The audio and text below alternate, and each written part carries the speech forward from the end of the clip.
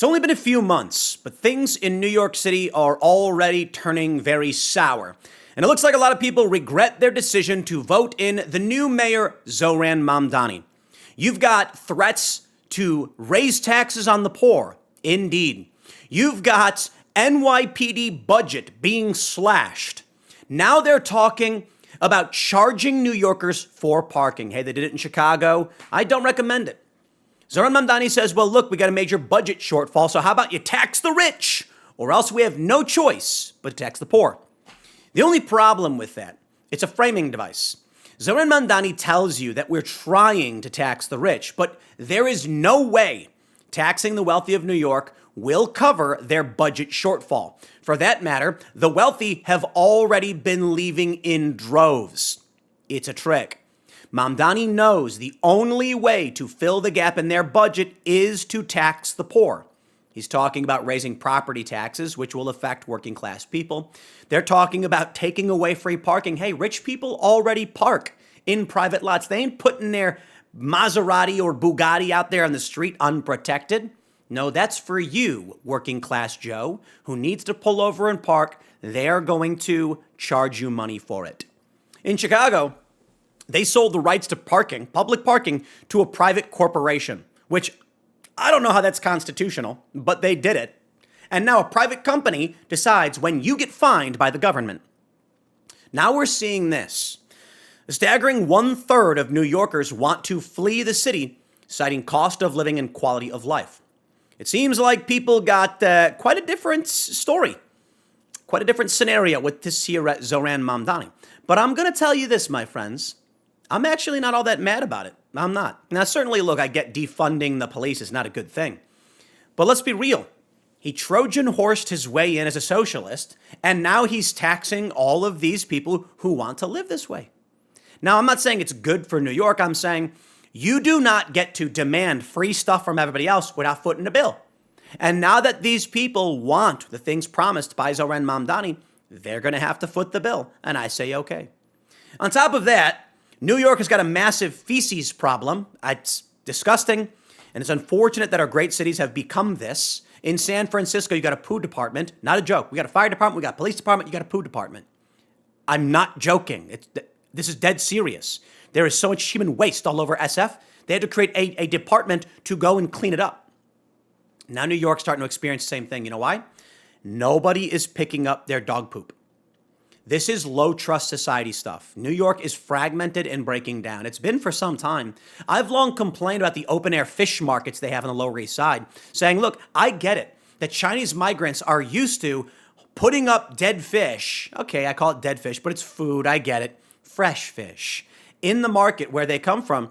But it's pretty crazy when you walk in and everything smells like rotting fish and there's animal products just flowing into the streets. I say, yo, we got to have some kind of controls on this. But unfortunately, if you go into those neighborhoods and you tell them they're not going to be able to do that anymore, they're not going to vote for you. So what do we get? We get this. Lion Mamdani, they call him. And now people are starting to really regret exactly what they voted for, with black leaders in the city saying they're being snubbed and saying they are being hit with the brunt of these tax increases. Well, my friends, I can't say anything other than you reap what you have sown. And this is why I left New York. This is why many people have been making videos incessantly saying, don't vote for Zohran Mamdani. To be honest, I don't know that you'd get anything better from any of the other candidates as well.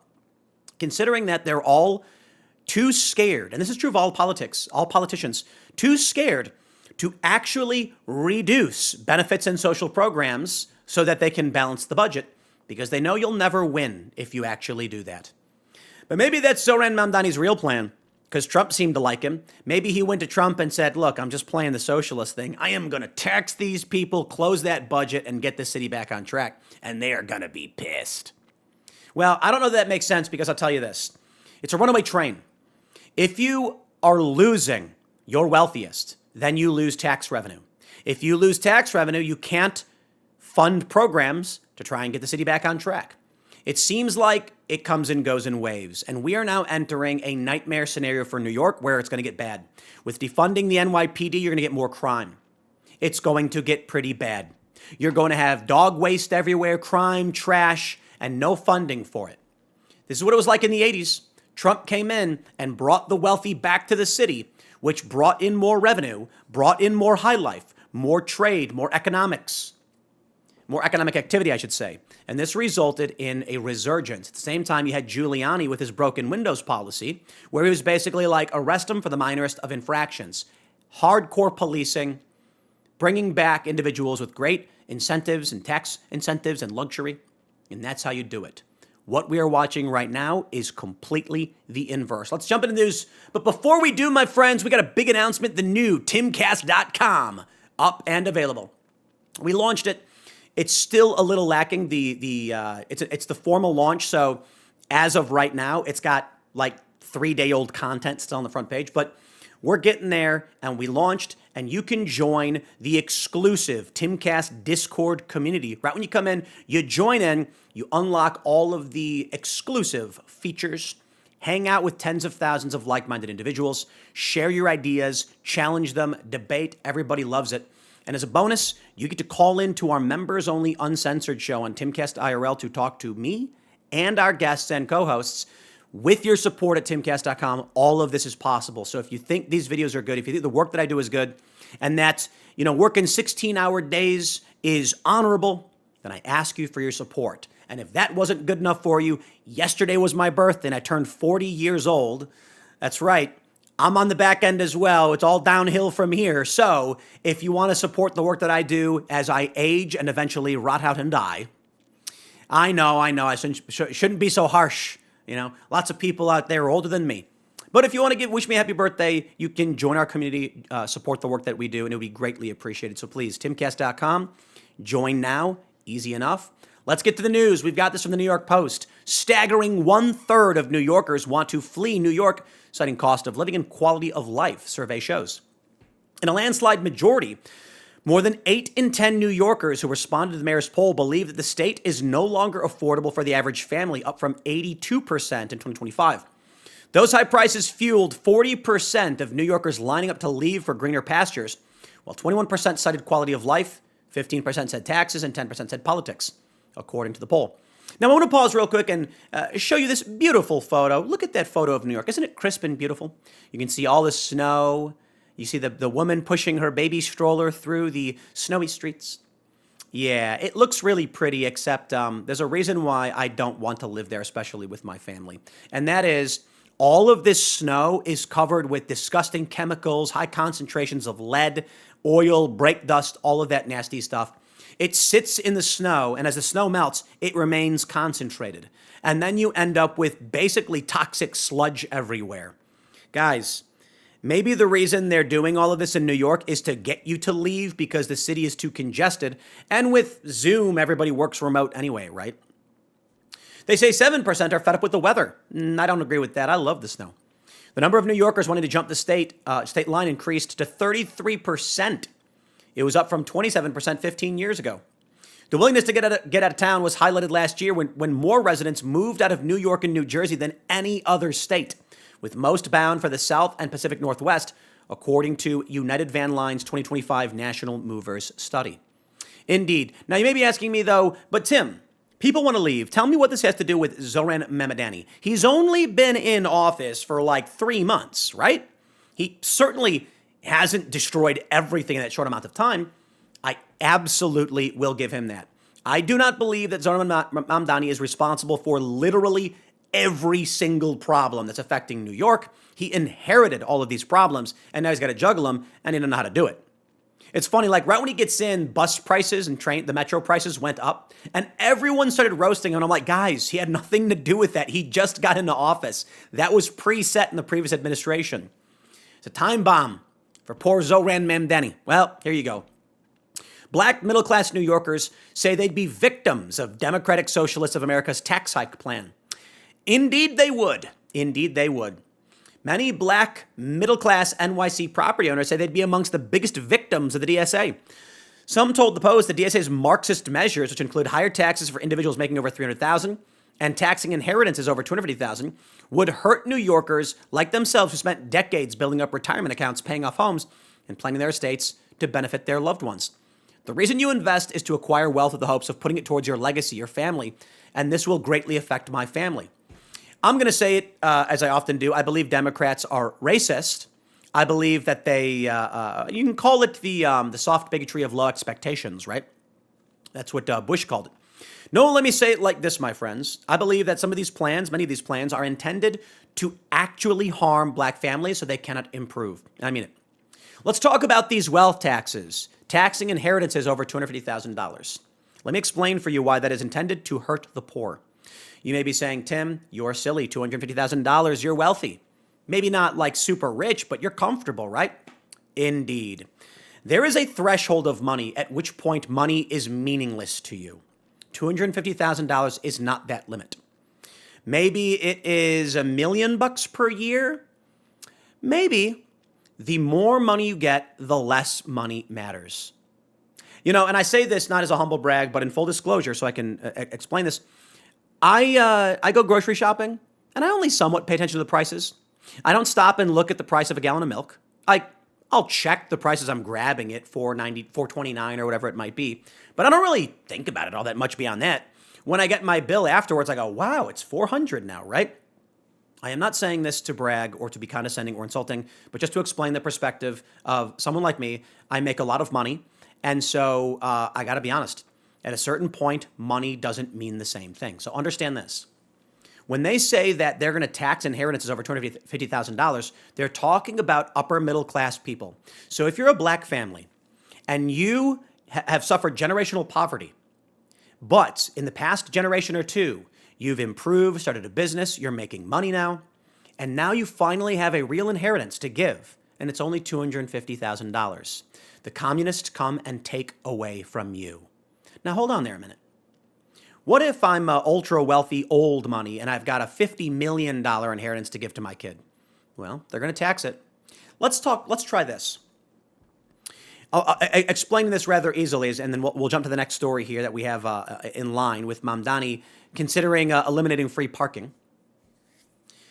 How much money do you need to be comfortable? There are studies done on this, and the average right now, I think in the U.S. is around $150K.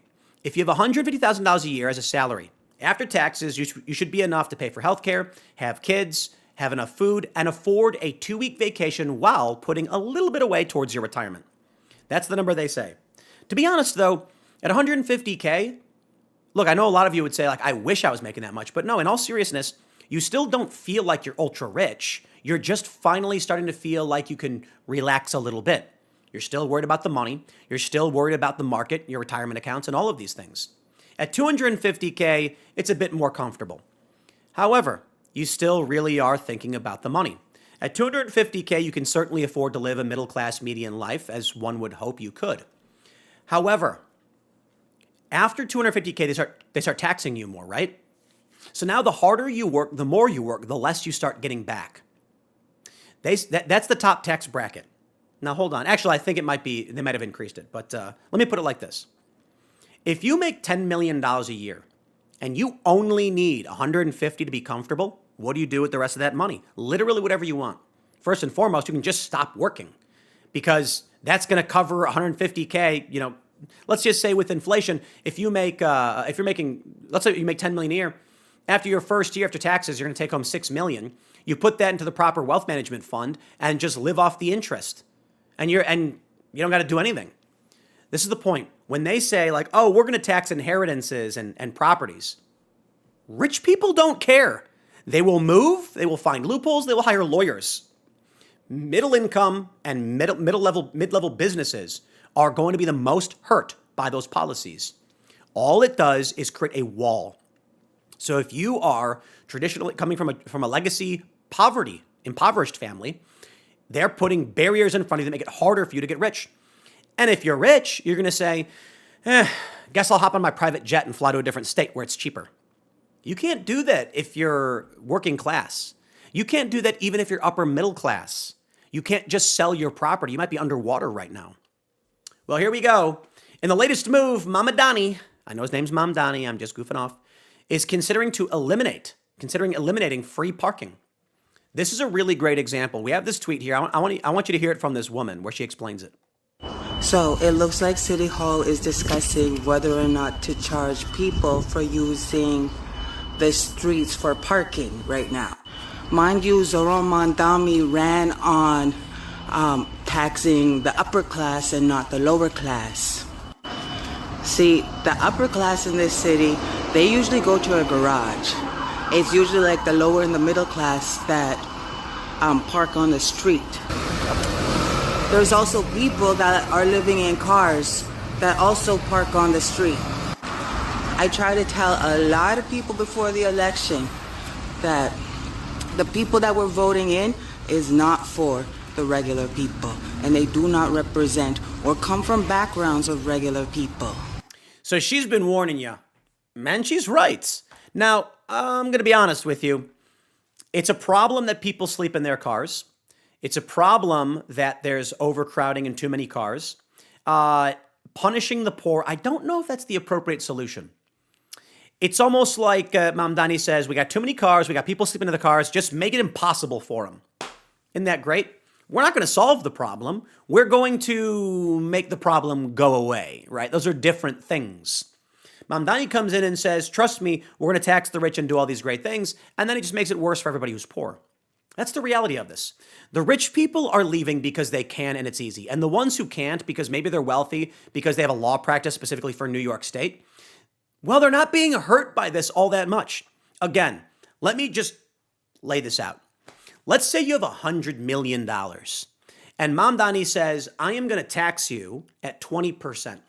And you go, oh, that's $20 million. Well, I can't leave the state because all my money is made here, so it sucks and I'm pissed off, but I have $80 million. Now let's say you make $100,000 and Mamdani says, I'm going to tax you an additional 20%. You then say, I'm only taking home 60. Now you're knocking me down to 80. I'm going to take home 47 after this. I need every dollar. I need every penny. Rent is expensive. Yo, rent is $3,500 in some places of New York per month. And if you're making $100K, you're taking home 60, you're talking about more than half of your income covering your rent. If you make $100 million, or if you have $100 million and you've got 80 after that, you're going, oh, it's so annoying that I lost $20 million. I could have done so much more than that with that money. Well, I still only pay $20,000 a month and I got $80 million, so what do I care? Now, don't get me wrong, obviously there are people who make like $1 million a year and they're trying to charge them 20 grand on top of what they already pay. So if you make like $1 million, I think you end up taking home like 500K or a little bit less, like half your money goes to taxes. So here's the reality. If you're living in New York and you're wealthy, your business at this level likely comes from a more national enterprise. That is, you don't personally need to be in New York. If your business operates in New York and you run that business, just leave. You just leave. $20 million. Like if they're actually going to tax you that much money, they don't. I think it's like 10 or 13% total. So it'd be like 13 million if you're making 100. I got to be honest. Would you give that money away? No. Look, there's very few people who make that kind of money. But if you're making $10 million a year and they're trying to take 1.3 million of your check to be in New York City, you're going to be like, I would rather just fly in a private jet every weekend or when I need to come to New York. The way New York does it is if you come to the city more than half the year, they charge you income tax for the full year. So there are a lot of ultra wealthy people that move to Florida and then they just fly out for business meetings when they have to. But considering Zoom and all that, they don't anymore. Anyway, long story short, otherwise I'm just ranting on this stuff. Mamdani is actually implementing policies that just are gutting everybody. And here's my favorite. Here's my absolute favorite from Gothamist. New York City's $30 minimum wage proposal headed to city council. This is it. This is the apocalypse. Guys, I am okay with a cultural standard for a minimum wage. I am okay with it. Culturally, you have people who don't want to do certain jobs. So what do the Democrats do? They say, bring in illegal immigrants because they do the jobs that we don't want to do. That's not true. Anybody would be willing to do any job if the price was right. So they say, who's going to clean your toilets? I got to be honest. You want to hire Tim Pool to come clean your toilet? I got an hourly rate. I will absolutely clean a toilet for the right price. Not even a joke. Now you may be saying, well, hold on there, gosh darn minute, Tim. Why would you? You're so successful and wealthy and so busy. Yeah, sure. How much would you have to pay me to get me to come clean your toilet? So if you lived locally and you wanted me to take time out of my day to come and clean your toilet, it's probably going to cost you $400,000 to $500,000. Yeah, you know why? Because I run a big company that generates 8 figures in revenue and actually multiple companies. So what is my time worth? Now, don't get me wrong. There are some people that be like, I would never degrade myself that way. It's like, for the most part, yeah, sure. It's probably, like, realistically, if someone said they want me to come and scrub their house clean, I'd be like, it's not happening. Like, literally, there's no amount of money. Well, that's not true. $15 million, done. I'll make your house look brand new. Personally, by myself and with a toothbrush. That's $15 million. I tell everybody watching, guys, the things we can do with $15 million, it's like, almost a year of revenue for our company done in, a couple days. I'll take it. Now, what about you? How much would it take for you to clean a toilet? $30 an hour? You might say yes. The only problem is these are culturally enforced standards. The money has to exist. These people don't get it. I certainly hope, I beg, and I pray that they do this. And I don't really mean it, but because I know it's really, really bad for the city. But let me explain to you what happens. So we worked in New Jersey, and I was talking to an accountant. New Jersey passed a minimum wage increase, and the accountant said they lost 20% of their clients. It's really sad. So he said, here's the thing. They do a minimum wage increase, but they say it's going to go up by increments, right? So 6 months, it'll go up 50 cents. 6 months later, another 50 cents. 6 months later, it's another 50 cents. The problem is, say like a local pizza restaurant's operating on thin margins. The owner might only be taking home $50,000 a year as the owner. So he's not by any means wealthy. You've now told him he is going to have like a 17% wage increase overnight. He doesn't have the money in the account. So what do? They fire everybody. They shut down. You can't just do this. Like maybe what they would have to do is implement like a 2% food tax, which would then go towards payment grants to cover wages initially as the prices seek to normalize. But really, it's just never going to work. A $30 minimum wage. Now, there are some benefits to this, don't get me wrong. In the short term, it'll be a nuclear bomb in New York. But the people who are able to live and work as things normalize after the destruction, if you're making $30 minimum wage in New York City, why would you want to work in New Jersey? So what's going to happen is people are going to live in Jersey and take the bus into New York to work at McDonald's for $30 per hour because that money will go a long way in Jersey. It's a temporary stopgap. Over a long enough period of time, this will affect every part of the country. And the truth is, minimum wage doesn't matter. What matters is the value of labor, and the value of labor is held internally within humans. So if someone comes and says, I'm really good at cleaning floors, I'll say, I don't know, need that twice a week? What are you willing to pay for it? I got to be honest, anyone can do it. And so therein lies the challenge. If 10 people line up and all say, I'll clean your floor, I say, let's take bids. One guy says, I'll do it for $50. The other guy says, I'll do it for 40. I'll do it for 30, 20, 10, 5. I'll do it first time for free so you see how good I do it. And then next time I'll charge you $20. I say, done. That's the problem with mass market competition of low skill labor. Just saying, no, you have to give them $30. It doesn't work. It just does not work. Now you've got 10 people all standing in line saying, I'd like to clean your floors this time. And I'd be like, well, you can't negotiate with each other. You can't compete for the job. Everybody has to get paid the same. So what do I care? Who's the best at it? It doesn't work. Now, there are benefits, right? Nationally, by having a high standard, it's easy to buy imported products from countries that don't have a high standard. But I'll tell you this. The exodus is going to be massive, my friends. New York State Legislature supports increasing taxes on New York City's wealthiest. And indeed, they're already leaving, and they're going to leave more because they can. Guys, we operate out of West Virginia. We are looking at potential new locations. It's nothing to do with West Virginia for the most part. It's more about the success of the business. But the point is, even though we've invested probably something like $15 or $20 million into the state or more, we can just up and leave whenever we want because we have money. So if I was being told, like, and West Virginia's not doing this, I love West Virginia, but it's more about the health of the show and access to proper guests. We've talked about how people don't want to travel anymore. There's a lot more to it. and other opportunities and ancillary businesses that we're trying to expand, there may be better locations, unfortunately, for West Virginia, though we do love West Virginia. We got one of the best reps, Riley Moore. He's great. And so anyway, you take a look at if I was in New York and they said, we're going to tax you more, I'd just be like, okay, we're leaving. Why come? In fact, here's the funny thing. We've had companies reach out and ask, would we be willing to do the show in New York? And there's sponsorship opportunities and guest opportunities. And I said, yeah, it's never going to happen. The taxes are too high. We lose way too much money and we don't gain enough by doing it. Texas, pretty dang good. Florida, pretty dang good. Nevada even, because you got Vegas. A lot of celebrities coming and going.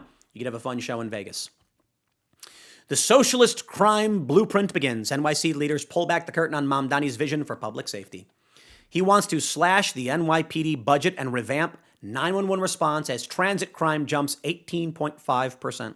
I watched a video of a guy shoving another guy in front of a train the other day, and apparently it happens a lot in New York now. It's pretty dang wild, isn't it? How we've gotten to this point. Now, I'm not going to pretend to have all the answers for you on what New York should or shouldn't do, for the most part.